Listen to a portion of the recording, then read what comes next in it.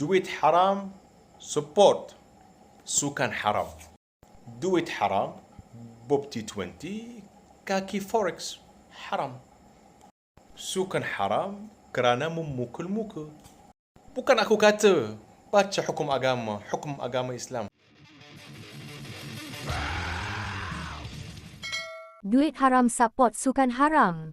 Itulah kenyataan ringkas yang dikeluarkan TikToker Tarek Fit apabila pempengaruh tersebut mengulas mengenai pertarungan panas di antara petinju Muay Thai Malaysia Jojo Johan Azali menentang Ramadan Ondash di episod The Inner Circle 24 One Championship kemarin.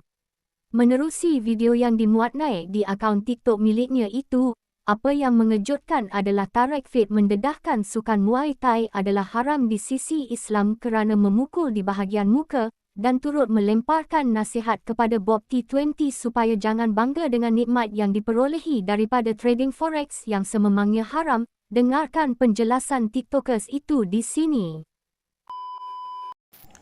Duit haram support sukan haram. Duit haram Bob T20 kaki forex haram. Sukan haram kerana memukul muka.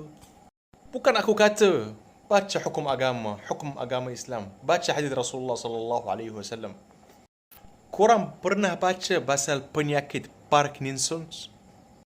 Sebab ramai orang tanya aku, abang support siapa? Jojo ke Ramadan? Kerana Ramadan orang Arab, so aku akan support dia. Tak!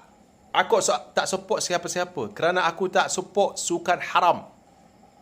Kita beragama Islam, utamakan hukum Allah. Kalau Allah kata haram, Rasulullah kata haram, sudah. So, kepada Bob T20, jangan berbangga haram. Ini memang haram. Jangan berbangga sangat. Okey? Ahlan wa sahlan.